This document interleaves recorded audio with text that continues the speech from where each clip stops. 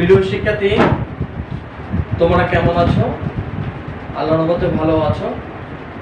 আমিও আল্লাহর রহমতে ভালো আছি। আমি আমার প্রিয় একাদশ শ্রেণীর ছাত্রীদেরকে আমার পক্ষ থেকে শুভেচ্ছা এবং কংগ্রাচুলেশন। আমি খুব আজকে আনন্দ বোধ করছি যে আজকে তোমাদের মতন প্রিয় ছাত্রীর ক্লাস নিয়ে আমি নিজেকে অনেক আনন্দ বোধ করছি। তো প্রিয় শিক্ষার্থী, আসলে তোমাদের প্রথম আমার পরিচয় দেওয়া উচিত। আমি Sheikh Moinul Haque, assistant professor in biology, বন্দর গার্লস স্কুল অ্যান্ড কলেজ। আমার উত্তরবঙ্গ দেশের বাড়ি। উত্তরবঙ্গের মধ্যে নীলফামারী জেলায় আমার বাসা, সৈয়দপুর শহরে বাসা।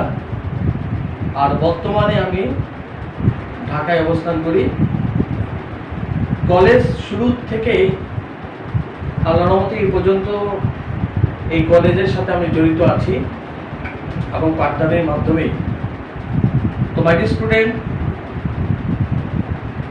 আমি পড়াশোনা প্রথম শুরু করে সৈয়দপুর শহরে একটা উল্লেখযোগ্য একটা শিক্ষা প্রতিষ্ঠান সৈয়দপুর সায়েন্স কলেজ, যেটাকে টেকনিক্যাল কলেজ বলা হয়ে থাকে।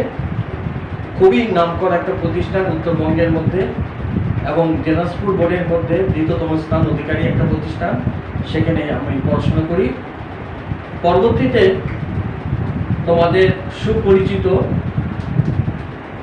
একটা গুরুত্বপূর্ণ বিশ্ববিদ্যালয় জগন্নাথ বিশ্ববিদ্যালয় থেকে আমি প্রাণীবিদ্যা বিষয়ে মাস্টার ডিগ্রি অর্জন করি এবং এই মাস্টার ডিগ্রি অর্জন করার পরে শিক্ষক নিবন্ধন পরীক্ষায় উত্তীর্ণ হয়ে দ্বিতীয় নিবন্ধন পরীক্ষা উত্তীর্ণ হয়ে 2007 সালে এই কলেজে প্রভাষক হিসেবে যোগদান করি এবং 2012-তে সম্মানিত গভর্নিং বডি আমাকে সহকারী অধ্যাপক পদে পদোন্নতি প্রদান করে।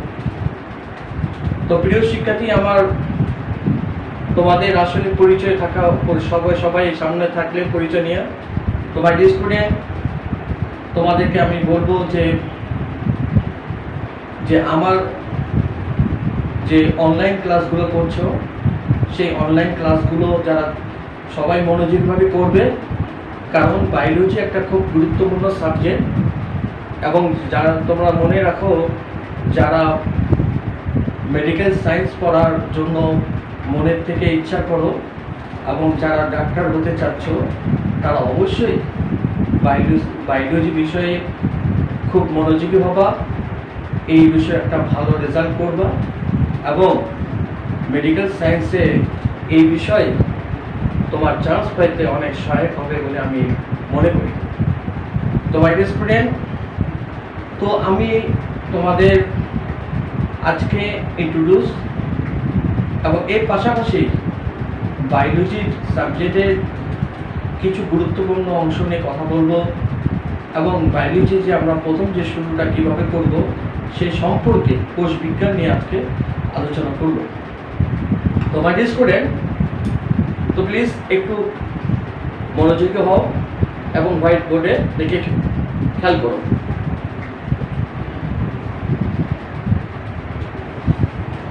সাবজেক্ট বায়োলজি পেপার 1, চ্যাপ্টার 1, কোষ ও এর গঠন, সেল অ্যান্ড ইটস স্ট্রাকচার। আজকের তারিখ হচ্ছে 21/10/2020।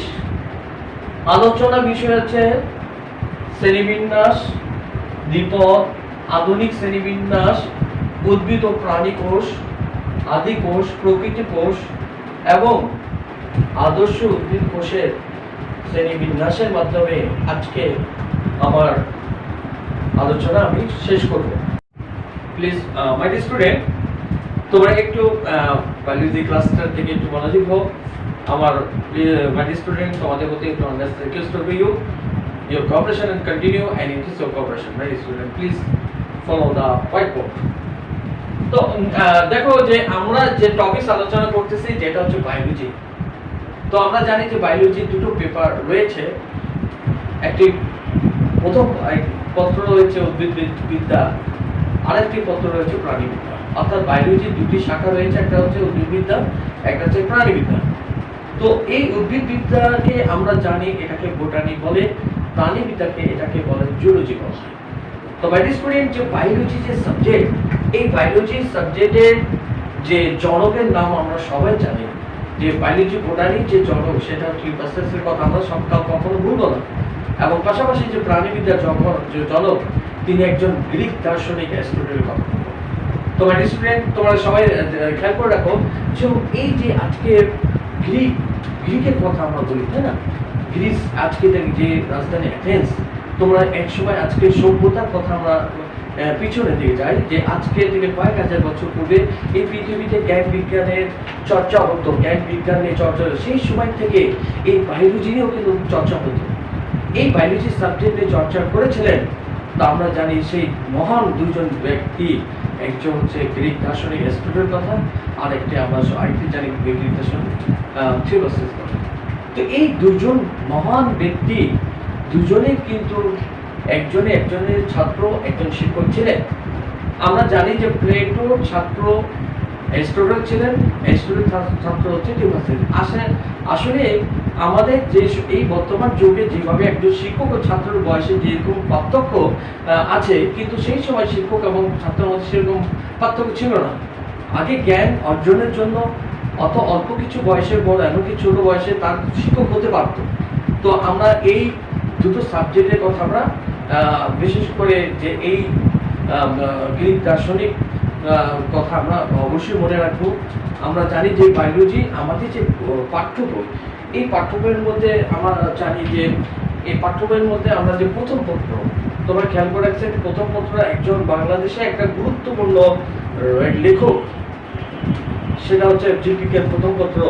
তোমরা দেখেছো একটা লোগো আছে, একটা উদ্ভিদ কোষের চিহ্নিত চিত্র আছে বইয়ের সামনে, সেটার নাম লেখা আছে একজন প্রখ্যাত writer professor doctor Abul Hasan sir. ইনি ঢাকা বিশ্ববিদ্যালয় উদ্ভিদ বিজ্ঞান বিভাগের প্রফেসর এবং head of department or chairman ছিলেন। তো এনার বই আমাদের ফার্স্ট পার্টের জন্য প্রথম চয়েস। দ্বিতীয় চয়েসের কথা আমরা বলবো, ইনিও একজন খুব গুরুত্বপূর্ণ রাইটার এবং উল্লেখযোগ্য, তিনিও বই লিখেন বায়োলজি বিষয়ে। তো এই বায়োলজি বিষয়ে আমাদের জীববিজ্ঞান দ্বিতীয় পত্রের যিনি লেখক, তিনিও একটা বাংলাদেশের খুব সুপরিচিত লেখক। তিনি হচ্ছেন প্রফেসর গাজী আজমল স্যার। তো প্রফেসর গাজী আজমল স্যারের বই আমরা দ্বিতীয় পত্রের জন্য প্রথম আমরা চয়েসে রাখবো। আমরা প্লিজ খেয়াল করে রাখো যে আমরা কিন্তু দুটো বইয়ের নাম কিন্তু তোমাদের কাছে, তোমরা যখন নতুন স্টুডেন্ট, তোমাদের অবশ্যই বায়োলজি কোন সাবজেক্ট তোমাদের জন্য বেশি সহায়ক হবে সেই প্রথম সহায়কের নাম আমরা লিখে দিয়েছি। জীববিজ্ঞান প্রথম পত্র বই প্রফেসর ডক্টর আবুল হাসান স্যারের লিখিত বই, পাঠ্য বই। 2 নম্বর জীববিজ্ঞান দ্বিতীয় পত্র বই প্রফেসর গাজী আজমল স্যারের বই। এই দুটি বই বাংলাদেশে বিশেষ করে আজকের থেকে না, অনেক আগের থেকে এই দুজন রাইটার বায়োলজির একজন উল্লেখযোগ্য লেখক। এই দুজন লেখকের বই আমরা নিজেও, এই দুজন বই আমরা পড়ে এসেছি। তোমাদেরকে আমরা বলবো যে তোমরা এই দুজন রাইটার বই পড়বা এবং এই দুজন রাইটার বই পড়ে তোমাদের জন্য, বিশেষ করে বায়োলজি শেখার জন্য খুবই গুরুত্বপূর্ণ হবে। তো মাই ডিয়ার স্টুডেন্ট, তো আমরা আলোচনা করতে যাচ্ছিলাম যে আসলে যাদের ফাদার অফ জুলজি কথা বলবো, যে ফাদার অফ জুলজি গ্রিক দার্শনিক অ্যারিস্টটলের কথা আমরা সবাই জানি। আর ফাদার অফ বোটানি যার নাম বলবো থিওসফির, ইনিও একজন গ্রিক একজন মহান ব্যক্তি ছিলেন। তবে তোমাকে অনেকে প্রশ্ন করতে পারে যে আধুনিক উদ্ভিদবিদ্যার জনক কে? তোমার স্টুডেন্ট, তোমরা সবাই মনে রাখো যে আধুনিক উদ্ভিদবিদ্যার জনক হচ্ছেন ক্যারোলাস লিনিয়াসকে বলা হয়। আমরা জানি যে ক্যারোলাস লিনিয়াসের কথা বলতে গেলে আমরা সবাই জানি যে স্যার এটা হচ্ছে শ্রেণীবিন্যাস বিদ্যার তিনি জনক। কারণ শ্রেণীবিন্যাস বিদ্যার মধ্যে দ্বিপদ নামকরণ, এই যে নামকরণ আসছে সেটা তারই কিন্তু প্রধান। অর্থাৎ তিনি কিন্তু শুধু শ্রেণীবিন্যাস বিদ্যার জনক না, আধুনিক কি উদ্ভিদ বিদ্যার জনক বলা হয়েছে। তিনি একজন দুটি প্রখ্যাত একজন উদ্ভিদবিদ্যার বিষয় নিয়ে বই লিখেছিলেন, একটা হচ্ছে জেনারেল প্লান্টারাম এবং স্পেসিস প্লান্টারাম। তো এই দুটি বই পুরো পৃথিবীতে উদ্ভিদবিদদের কাছে খুবই গুরুত্বপূর্ণ হয়েছিল। এই কারণে তেনাকে শুধু শ্রেণীবিন্যাস বিদ্যার জনক নয়, অর্থাৎ আধুনিক উদ্ভিদবিদ্যার জনক হিসেবে তেনাকে আখ্যায়িত করা হয়েছে। তো বাইরের স্টুডেন্ট একটু খেয়াল করে দেখো যে আমরা আবার আমাদের হোয়াইট বোর্ডের দিকে খেয়াল করে দেখতে পাচ্ছি যে আমাদের আজকে যে আলোচনা বিষয় আমরা আবার বলতেছি যে আলোচনার বিষয়গুলো হচ্ছে আজকে শ্রেণীবিন্যাসের কথা আমরা প্রথমে চলে যাচ্ছে বাইরের স্টুডেন্ট ক্লাসিফিকেশন। তো আমরা জানি যে শ্রেণীবিন্যাস বিদ্যা যে টেক্সোনমি যেটাকে বলবো, এই টেক্সোনমিটা আমার একটা খুব গুরুত্বপূর্ণ বিষয়। যে পুরো পৃথিবীতে আমরা জানি যে পুরো পৃথিবীতে উদ্ভিদের সংখ্যা প্রায় 5 লক্ষের বেশি, 5 লক্ষের বেশি প্রজাতি রয়েছে। তো এই পুরো পৃথিবীর উদ্ভিদকে সাদৃশ্য এবং বৈসাদৃশ্য ভিত্তির উপর নীতিমালার উপরে ভিত্তির উপর এই পুরো পৃথিবীর উদ্ভিদকে কি হচ্ছে 7টি এককে বিভক্ত করা হয়েছে। একটা হচ্ছে কিংডম, বিভাগ, শ্রেণী, বর্গ, গোত্র, গণ ও প্রজাতি। তো এই 7টি এককে বিভক্ত করা হয়েছে। কেন করা হয়েছে? যে আমি আজকে শ্রেণীবিন্যাস পাঠ করলে কি আমরা জানি পুরো পৃথিবীতে এতগুলো উদ্ভিদ আছে, কোন উদ্ভিদ কোন কিংডমে, কোন উদ্ভিদ কোন গণে, কোন উদ্ভিদ কোন প্রজাতি, এগুলো কিন্তু শ্রেণীবিন্যাস পাঠের মাধ্যমে আমি কি চিন্তা করব। কোনটা শৈবাল গোষ্ঠী, কোনটা ছত্রাক গোষ্ঠী, কোনটা মশবর্গীয়, কোনটা ফানবর্গীয়, কোনটা নগ্নবীজী, কোনটা আবৃতবীজী, এই সকল কিন্তু আমরা নিজে কিন্তু ক্লাসিফিকেশন করতে পারবো, কারণ শ্রেণীবিন্যাস পাঠের মাধ্যমে। আমি শ্রেণীবিন্যাস সম্পর্কে যদি ভালোভাবে আমার নিজের ধারণা থাকে, তাহলে আমি কোনটা কোন বিভাগের আমি অটোমেটিকভাবে আমি বলতে পারবো। তো এই শ্রেণীবিন্যাস বিদ্যার মাধ্যমে অল্প আয়সে অল্প পরিশ্রমে কি হচ্ছে অধিক উদ্ভিদ সম্পর্কে আমি জানতে পারবো, উদ্ভিদের ভৌগোলিক বন্টন সম্পর্কে আমি জানতে পারবো। তারপরে মাইডিয়ার স্টুডেন্ট আমরা জানি যে 7টি যে একক রয়েছে, তো এই 7টি এককের মধ্যে সবচেয়ে সর্বনিম্ন একক হচ্ছে প্রজাতি। তো প্রজাতি হচ্ছে এমন এক দল সদস্য যারা নিজের মধ্যে প্রজনন করতে সক্ষম, অন্য প্রজাতির সাথে মিলনে অক্ষম, এরকম এক গ্রুপ সদস্যকে আমরা কি বলবো প্রজাতি বলা হয়, যেটাকে ইংরেজিতে আমরা স্পিসিস বলা হয়। তো মাই ডিয়ার স্টুডেন্ট এই বিষয়গুলো আমরা জানি, কিছু প্রজাতি মিলিত হয়ে কিছু গণ মিলিত হয়ে কিছু গোত্র, বর্গ, তার শ্রেণী, তো এইরকম প্রত্যেকটা ভাবে কি হচ্ছে শ্রেণীবিন্যাস এককের সাথে সাদৃশ্য করা হয়েছে। তো এই বিষয় যে আমরা বলতেছিলাম যে টেক্সোনমির কথা, টেক্সিস অর্থাৎ বিন্যাস, নমাস হচ্ছে নাম থেকে টেক্সোনমি কথাটা আসছে। তো এটার কথা হচ্ছে আমরা টেক্সোনমি করতে গেলে আমরা প্রথমে আমরা কি বলবো দ্বিপদ নামকরণের কথা বলবো। তো দ্বিপদ নামকরণের কথাটা বলতে গেলে যে প্রত্যেক উদ্ভিদ হোক আর প্রাণী হোক, প্রত্যেক উদ্ভিদের কি হচ্ছে একটা বিজ্ঞানসম্মত নাম হতে হবে। বিজ্ঞানসম্মত নাম হচ্ছে অবশ্যই দুটি পদ হতে হবে, একটা গণ, একটা প্রজাতি।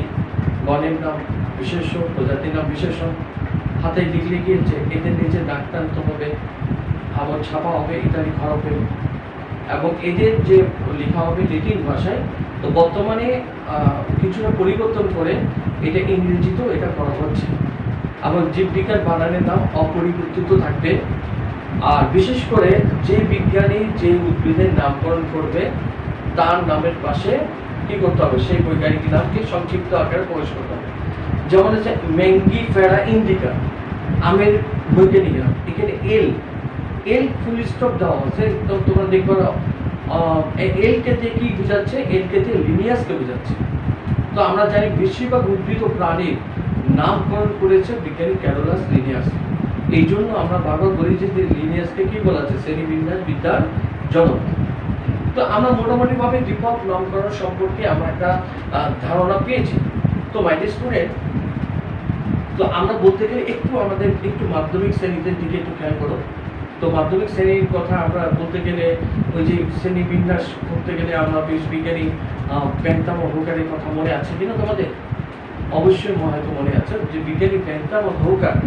তো বিজ্ঞানী বেন্থাম যে হুকার যে শ্রেণী বিন্যাস করেছিলেন, যে এই শ্রেণী বিন্যাসের মাধ্যমে পুরা জীব জগৎ থেকে দুটি উপজগৎ বিভক্ত করেছিলেন, একটা হচ্ছে অপুষ্পক, একটা হচ্ছে সপুষ্পক। অপুষ্পককে ক্রিপ্টোগ্যামিয়া বলা হচ্ছে, সপুষ্পককে ফেনোরোগ্যামিয়া। তো অপুষ্পক উদ্ভিদের কিভাবে করছে ওনারা অ্যাকচুয়ালি প্রাকৃতিক শ্রেণীবিন্যাস।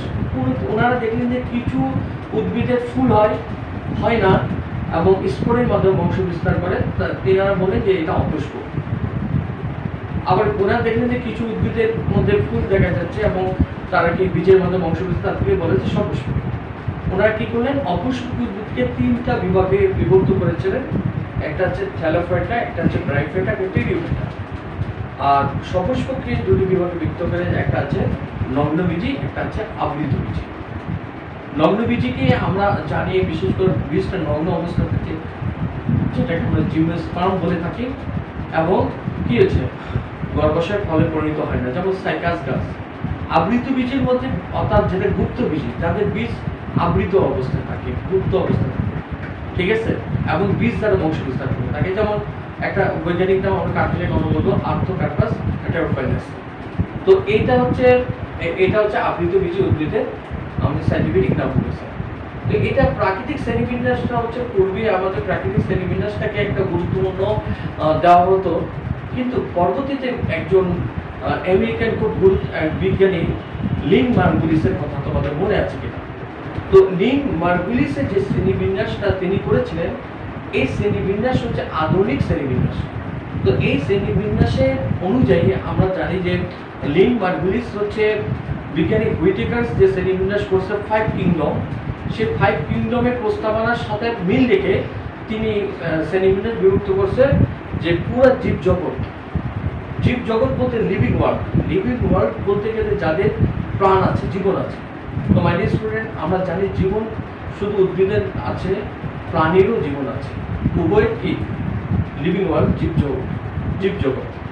তিনি কি করলেন, এই যে জীবজগৎটাকে দুটি সুপার কিংডমে বিভক্ত করলেন, একটা আছে super kingdom 1 prokaryota, super kingdom 2 হচ্ছে ইউক্যারিওটা।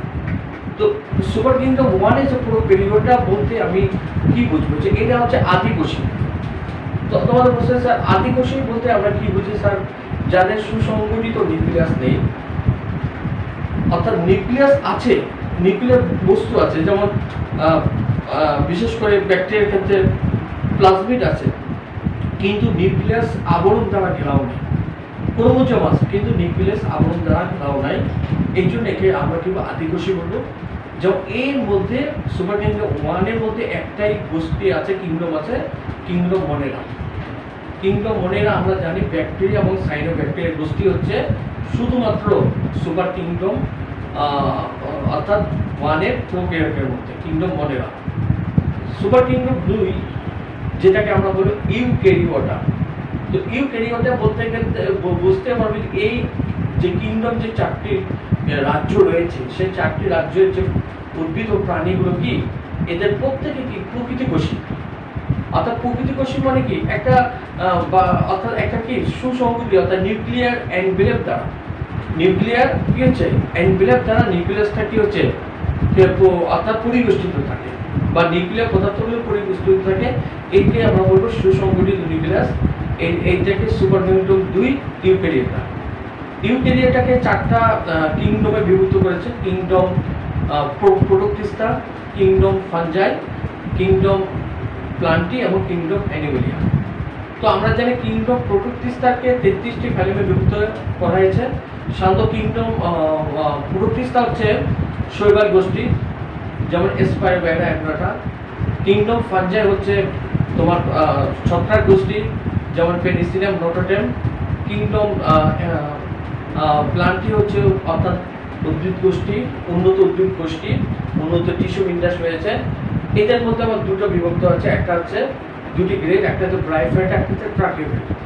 তো ব্রাইফাইটা হচ্ছে যাদের পরিবহন কলাতন্ত্র নেই, যেমন আমরা জানি সেমি বার্বিকুলার ওরিয়েন্টালিস, আর ট্র্যাকিওফাইটের মধ্যে আমরা জানি যাদের পরিবহন তন্ত্র অর্থাৎ ভাস্কুলার কি টিস্যু রয়েছে, ভাস্কুলার বান্ডেল রয়েছে, সেগুলোকে আমরা বলি ট্র্যাকিওফাইটা, যেমন আর্থোকার্পাস হেটেরোফাইটাস, যেমন কাঁঠালের বৈজ্ঞানিক আমি বললাম আর কি। আর এনিমেলিয়াকে আমরা জানি যেটা হচ্ছে প্রাণী গোষ্ঠী। তো এই প্রাণী গোষ্ঠীকে পুরোটাকে আমরা কি এনিমেলিয়া। এদের সাধারণত উন্নত টিস্যু কলা বিন্যাস থাকে। এরা সাধারণত যৌন প্রজননের বংশ বিস্তার করাতে হলোপ্যাথিক পদ্ধতিতে কি করে খাদ্য গ্রহণ করে থাকে। যেমন আমি নিজে কি একটা মানুষের একটা বৈজ্ঞানিক নাম আমরা বলবো হোমো সেপিয়েন্স। তো এগুলো হচ্ছে আমরা কি একটা আধুনিক শ্রেণীবিন্যাস সম্পর্কে একটা ধারণা করা। আমি তোমাদেরকে যে আধুনিক শ্রেণীবিন্যাস সম্পর্কে একটা ধারণা করি, কারণ আধুনিক শ্রেণীবিন্যাস ধারণাটা আমাদের অনেক ক্ষেত্রে একটা কাজে লাগবে আর কি। তো মাই ডিয়ার স্টুডেন্ট, আমরা নেক্সট যে টপিকস, সেই নেক্সট টপিক্সের কথা আমরা যে আমাদের যে অধ্যায় এতক্ষণ যে আমি আলোচনা করছিলাম আমাদের বায়োলজি নিয়েই কিন্তু রিলেটেড কথা, এখন কিন্তু আমি একটা আমাদের অধ্যায় আমরা আলোচনা করব। আমরা জানি যে জীববিজ্ঞান যে প্রথম পত্র আমরা পড়াচ্ছি, তো এই জীববিজ্ঞান প্রথম পত্রটা হচ্ছে 12টি অধ্যায়ে বিভক্ত করা হচ্ছে। 12টি অধ্যায়ে আমি এই নেক্সটে পরবর্তী ক্লাসগুলোতে আমরা খুবই গুরুত্বপূর্ণ কোনগুলো অধ্যায় আমি নিজেও আলোচনা করব। তো আমি বলবো যে এই 12টি অধ্যায়ের মধ্যে এই যে প্রথম যে অধ্যায় কোষ এবং এর গঠন, সেল অ্যান্ড ইটস স্ট্রাকচার, এটা একটা গুরুত্বপূর্ণ অধ্যায়। আমরা জানি যে বিশেষ করে কোষ সম্পর্কে যে বিজ্ঞান রয়েছে, সেই কোষ সম্পর্কে বিজ্ঞানটাকে আমরা কি বলবো, আমরা সাইটোলজি বলা হয়ে থাকে। অনেক সময় এই কোষ সম্পর্কে বিজ্ঞানটাকে আমরা সেল বায়োলজি বলে থাকি। তো আমরা জানি যে কোষ কি, what is the cell? It is a structure and functional unit of the living matter. ইয়া গাঠনিক ও কার্যকরী একক হচ্ছে সজীব বস্তু। সজীব বস্তু বলতে যাদের প্রাণ আছে, যাদের জীবন আছে। তো জীবন কাদের আছে? উদ্ভিদেরও আছে, জীবন কাদের আছে? প্রাণীরও আছে। কোষের ডেফিনেশন যে সংজ্ঞা আমি বলছি মাই স্টুডেন্ট, উদ্ভিদের কাছে যে সংজ্ঞা বলবো, প্রাণীর ক্ষেত্রেও কিন্তু সেই সংজ্ঞা। তো আমরা জানি কোষকে আমরা যখন বইতে পড়তাম যে কোষ কাকে বলে, তখন আমাদের সংজ্ঞা ছিল অনেক আগে যে প্রকৃতপক্ষে সূক্ষ্ম পর্দা দিয়ে আবৃত প্রোটোপ্লাজমকে কোষ বলবো। এই কথাটা কি আমি তোমাদের সামনে বলছি, তখনকার ধ্যান ধারণা হিসাবে সেই সংজ্ঞাটার সাথে আমি আজকে কি উদ্ভিদের শ্রেণীবিন্যাস আলোচনা করতে গিয়ে আমি কথাটা মিলিয়ে কথাটা বলবো। কথা বুঝতে পেরেছো? এখন আমরা নেক্সটে আমরা টপিক যাচ্ছি যে এই যে কোষের যে আবিষ্কারক, তো এই আসলে যে কোষের যে আবিষ্কারকের কথা আমরা যেটা বলবো, তিনি একজন রবার্ট হুকের কথা আমরা বলবো। তিনি 1665 সালে তিনি কি করলেন, তিনি একটা কাঠের সিপিকে নিয়ে কি হচ্ছে অনুবীক্ষণ যন্ত্রের নিচে দেখতে পেলেন যে অসংখ্য প্রকোষ্ঠ দেখা যাচ্ছে। তিনি তখন কোষ বা সেল নামে বললেন। পরবর্তীতে কিন্তু উনি কিন্তু যে কোষটা দেখেছিল মূলতভাবে সেই প্রকৃতি কোষ ছিল না, সেটা কোষ প্রাচীর ছিল। পরবর্তীতে বিজ্ঞানী অ্যান্টনি ভন নিউমেনিক তার নিজস্ব তৈরিকৃত অনুবীক্ষণ যন্ত্রের মাধ্যমে তিনি এক ফোঁটা পানিতে কি কোষের উপস্থিতি তিনি পর্যবেক্ষণ করতেন। তো মাই স্টুডেন্ট, এই কোষ বলতে আমরা জানি সাধারণত কোষকে কি হচ্ছে জীবের গাঠনিক ও কার্যকরী। আজকে কোষ অর্থাৎ জীবের যে যত ধরনের জৈবিক কাজগুলো সম্পন্ন হয়ে থাকে সেটা হচ্ছে কোষের মধ্যে।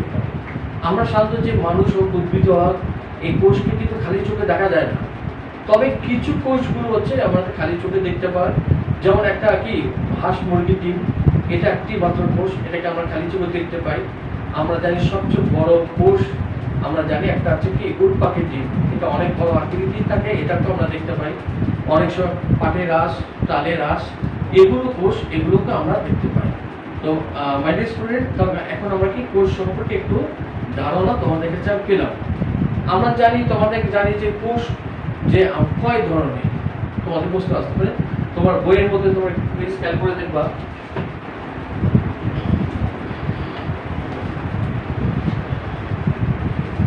দুই ধরনের, একটি হচ্ছে উদ্ভিদ কোষ, একটা হচ্ছে প্রাণী কোষ। এই ছবিটা তোমাদের একটু বইয়ের মধ্যে তোমার চিত্র অঙ্কনের দরকার নেই বেশি, তুমি একটু প্লিজ মাই ডিয়ার স্টুডেন্ট একটু খেয়াল করে দেখো যে এই বইয়ের মধ্যে যে আমরা দুই ধরনের কোষকে আমরা দেখতে পাচ্ছি। এটা প্রথমটা হচ্ছে প্রাণী কোষ, প্রথমটা প্রাণী কোষ, পরবর্তীটা হচ্ছে উদ্ভিদ কোষ। এটাকে আমরা প্রাণী কোষটাকে বলবো যে এটাকে অ্যানিমেল সেল, আর এটা হচ্ছে এটাকে বলবো যে প্লান্ট সেল। এখন তোমরা দেখো যে তোমাকে বলতে পারে যে একটি উদ্ভিদ ও প্রাণী কোষের মধ্যে প্রধান পার্থক্য কি। তো বাইরে স্টুডেন্ট, যে উদ্ভিদ কোষ ও প্রাণী কোষের মধ্যে প্রধান পার্থক্য আমি তোমাকে দেখা দিই। এই যে প্রাণী কোষ, এই প্রাণী কোষের যে এই আবরণ, এটাকে কি বলে? কোষ আবরণী বা কোষ ঝিল্লি। আর এটা উদ্ভিদ কোষ, এটাকে দ্বিতীয় যে স্তরটা, এটা হচ্ছে কি কোষ ঝিল্লি বা কোষ আবরণী বলা। তো এই উদ্ভিদ কোষের কোষ আবরণীর বাইরে কি থাকে? একটা কোষ প্রাচীর দেখতে পাচ্ছ, তাই না? তো আমি প্রধান পার্থক্য হচ্ছে উদ্ভিদ ও প্রাণী কোষের মধ্যে প্রধান পার্থক্য হচ্ছে উদ্ভিদ কোষের মধ্যে কোষ প্রাচীর দেখা যায়, প্রাণী কোষের মধ্যে কোষ প্রাচীর দেখা যায় না। এটি হচ্ছে প্রধান পার্থক্য। অন্যান্য পার্থক্য রয়েছে, যেমন উদ্ভিদ কোষের কোষ গহ্বর থাকে একটি আকারে বড়, প্রাণী কোষের কোষ মাঝখানে অবস্থান করে, প্রাণী কোষ গহ্বর আছে আকারে ছোট। উদ্ভিদ কোষে প্লাস্টিক রয়েছে, প্রাণী কোষে প্লাস্টিক নেই। আবার উদ্ভিদ কোষের সেন্ট্রোসোম শান্ত থাকে না, প্রাণী কোষের সেন্ট্রোসোম থাকে। অর্থাৎ উদ্ভিদ কোষে শান্ত মাইক্রোভিলাই থাকে না, প্রাণী কোষে মাইক্রোভিলাই থাকে। এইগুলো সাধারণত পার্থক্যগুলো আমরা জানি। আর এছাড়া আমরা জানি যে ওই আদি কোষ ও প্রকৃতি কোষের মধ্যে অবশ্যই আমরা মনে রাখবো যে আদি কোষ বলতে গেলে আমরা কি বুঝি হচ্ছে এই যে সুসংগঠিত নিউক্লিয়াস। এই যে একটা সুসংগঠিত, দেখো এই যে একটা নিউক্লিয়াস, এই নিউক্লিয়াসের মধ্যে নিউক্লিয়াস আছে, নিউক্লিক এনভেলপ রয়েছে, এটা ক্রোমাটিক তন্তু রয়েছে, এটা হচ্ছে সুসংগঠিত নিউক্লিয়াস। অর্থাৎ যেসব কোষের মধ্যে সুসংগঠিত নিউক্লিয়াস থাকবে সেগুলোকে কি বলবো আমরা? প্রকৃত কোষই বলবো, যেটাকে আমাদের ইউক্যারিওটিক সেল। তোমাদের প্রশ্ন আসতে পারে স্যার, অর্থাৎ উদ্ভিদ কোষ কোন উদ্ভিদের ক্ষেত্রে আমরা প্রকৃত কোষ পাবো, আর কোনগুলোর মধ্যে আদি কোষ পাবো? তোমরা শুধু মনে রাখো যে আদি কোষটা পাওয়া যাবে শুধুমাত্র ব্যাকটেরিয়া, আর দ্বিতীয় হচ্ছে সাইনোব্যাকটেরিয়া। একটা হচ্ছে ব্যাকটেরিয়া গোষ্ঠী, আর বাকিটা হচ্ছে সাইনোব্যাকটেরিয়া গোষ্ঠী। এই দুটো বাদ দিয়ে বাকিগুলো যতগুলো রয়েছে সব উদ্ভিদের ক্ষেত্রে তাদের কোষ হচ্ছে প্রকৃত কোষ। প্রথমে আমি বলবো শৈবাল গোষ্ঠী, ছত্রাক গোষ্ঠী, মশবর্গীয়, ফানবর্গীয়, নগ্নবীজি, আবৃতবীজি। এই টোটাল যে উদ্ভিদ গোষ্ঠী রয়েছে, এই টোটাল উদ্ভিদ গোষ্ঠীর মধ্যে তাদের প্রত্যেকের হচ্ছে কোষটা হচ্ছে প্রকৃতি কোষী, তাদের হচ্ছে ইউক্যারিওটিক সেল। এছাড়া প্রাণী কোষের যে কোষগুলো রয়েছে, যে সব ধরনের প্রাণী কোষ, তাদের মধ্যেও কিন্তু তাদের প্রকৃতি কোষী, তাদের সাথে ইউক্যারিওটিক সেল দেখা যায়। তো আজকে আমরা মোটামুটি ভাবে আমাদের আলোচনা প্রায় আজকে শেষের দিকে।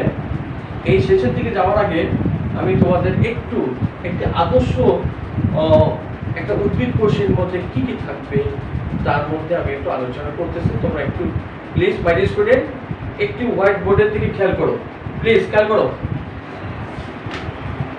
তো একটা আদর্শ উদ্ভিদ কোষ, একটা ideal plant sell. Ideal plant সেলের মধ্যে আমরা জানবো দুটি অংশ আছে, একটা হচ্ছে জড়বস্তু, একটা হচ্ছে প্রোটোপ্লাজম। প্রাণী কোষের মধ্যে কিন্তু জড়বস্তু থাকে না, কিন্তু উদ্ভিদ কোষের মধ্যে জড়বস্তু আছে। তো এই জড়বস্তুর মধ্যে আমরা জানি কোনটা? কোষ প্রাচীর। কোষ প্রাচীরটা হচ্ছে জড়বস্তু, এবং কোষের নির্জীব বস্তু হচ্ছে এটা হচ্ছে জড়বস্তু। তো আমরা জানি যে সাধারণ উদ্ভিদ কোষে কি এক ধরনের কি জড়বস্তু অর্থাৎ কোষ প্রাচীর থাকে। এই কোষের জড়বস্তুর মধ্যে কি কি থাকবে? প্রোটিন, আমিষ, শর্করা, লিপিড বা চর্বি। আর কোষের নির্জীব বস্তুর মধ্যে আমরা যারা পিগমেন্ট পাবো, তারপরে হচ্ছে এনজাইম পাবো, কিছু মধু পাবো। এগুলো কি হচ্ছে কিছু নিঃসৃত হয়ে থাকে। তাছাড়া কিছু বর্জ্য পদার্থের মধ্যে রেজিন, ট্যানিন, গাম, জৈব অ্যাসিড এবং উদ্বায়ী তেল, এগুলো কিন্তু জড়বস্তু। আর যেটাকে বলা হচ্ছে লিভিং ম্যাটার, সজীব বস্তু, সেটা হচ্ছে প্রোটোপ্লাজম। এখন বলতে গেলে স্যার যে আমি তোমাকে বলছিলাম যে প্রোটোপ্লাজম বলতে কি? প্রোটোস অর্থাৎ আদি, প্লাজম হচ্ছে আকৃতি, আদি আকৃতি হচ্ছে প্রোটোপ্লাজম। তো এই প্রোটোপ্লাজমের মধ্যে কি আছে? কোষ ঝিল্লি আছে, সাইটোপ্লাজম আছে, নিউক্লিয়াস আছে। অর্থাৎ আমরা তো খেয়াল করে দেখো যে উদ্ভিদ কোষের মধ্যে প্রোটোপ্লাজম বলতে গেলে আমরা কি বুঝতেছি? কোষ ঝিল্লি, কোষ আবরণী। সাইটোপ্লাজম বলতে গেলে আমি কি বুঝছি? প্লাস্টিড, মাইটোকন্ড্রিয়া, রাইবোজোম, লাইসোসোম, তারপর সেন্ট্রোসোম, এন্ডোপ্লাজমিক রেটিকুলাম, এগুলো কি হচ্ছে কি সাইটোপ্লাজমের মধ্যে ছড়িয়ে ছিটিয়ে থাকে, অবস্থান করে। আর এই সাইটোপ্লাজমের মধ্যে আরেকটা অংশ জায়গা দখল করে থাকে, সেটা হচ্ছে নিউক্লিয়াস। তো নিউক্লিয়াসে তাদের মানে 4টি ভাগ আছে। সাধারণ নিউক্লিয়ার এনভেলপ আছে, নিউক্লিওপ্লাজম আছে, নিউক্লিওলাস আছে এবং ক্রোমাটিন তন্তু বা ক্রোমোজোম রয়েছে। এগুলো হচ্ছে কি, এগুলো হচ্ছে নিউক্লিয়াসের ভাগ। তাহলে তুমি দেখো যে আমি যদি প্রোটোপ্লাজম বলতে গেলে আমরা কয়টা অংশ পাচ্ছি? কোষ ঝিল্লি, এটা প্রোটোপ্লাজমের মধ্যে অংশ। সাইটোপ্লাজম, এটাও প্রোটোপ্লাজমের অংশ। নিউক্লিয়াস, এটাও প্রোটোপ্লাজমের মধ্যে অংশ। এই 3টা জিনিস যদি যোগ করি, এই 3টা যোগ করলে আমরা কি পাবো? প্রোটোপ্লাজম পাবো। এখন এই প্রোটোপ্লাজমকে যদি এক করি, বাকিটা কি থাকে কোষের মধ্যে? এই জন্য আমি তোমাকে বলেছিলাম যে মাই স্টুডেন্ট, খেয়াল করে রেখো যে আমরা যখন তোমাদের বলতে 9 10 তখন কি সংজ্ঞা ছিল? যে প্রকৃতপক্ষে সূক্ষ্ম পর্দা দিয়ে আবৃত প্রোটোপ্লাজমকে কোষ বলে। তো তাহলে সেই সময় সংজ্ঞাটাও কিন্তু সেইটা একটা যুক্তি ছিল। অর্থাৎ প্রোটোপ্লাজমের মধ্যে কি আছে? কোষ ঝিল্লি রয়েছে, প্রোটোপ্লাজমের মধ্যে সাইটোপ্লাজম আছে, আর সাইটোপ্লাজমের মধ্যে বিভিন্ন কোষীয় অঙ্গাণুগুলো বিদ্যমান থাকে, আর প্রোটোপ্লাজমের মধ্যে নিউক্লিয়াস থাকে। এই 3টা জিনিস যদি এক করি, বাকি কি থাকে? বাকি হচ্ছে উদ্ভিদের মধ্যে যে এই একটা কোষ প্রাচীর থাকে। আর এই জন্য বলছি যে প্রকৃতপক্ষে সূক্ষ্ম পর্দাতে আবৃত প্রোটোপ্লাজমকে আমরা কি বলবো? কি কোষ বলবো। তো মাই স্টুডেন্ট, তো আমি মোটামুটি ভাবে তোমাদের সামনে আজকে তোমাদের পরিচিত পর্ব ছিল। তো আমি তোমাদের কাছ থেকে নেক্সটে অবশ্যই অনেক স্টুডেন্ট আমাকে কাছে পরিচিত, আমাদের স্টুডেন্ট আমাদের সবার আমরা হয়তো সামনাসামনি থাকলে প্রত্যেকের পরিচয়গুলো আমার নেওয়া হতো। তো আমি তোমরা খেয়াল করে রাখো, অনেকে মাই স্টুডেন্ট, আমি তোমাদের বলবো যে মাই স্টুডেন্ট, আমার ক্লাসগুলো অবশ্যই অনলাইনে ক্লাসগুলো তোমাদের মনোযোগী দেখার জন্য তোমাদের সবাইকে স্বাগতম। তো আমি তোমরা আরেকটি কথা বলবো যে মহামারী চলতেছে, সবাই মহামারীতে সতর্ক থাকবে এবং ভালো থাকবে, সুস্থ থাকবে, এই আমার কামনা।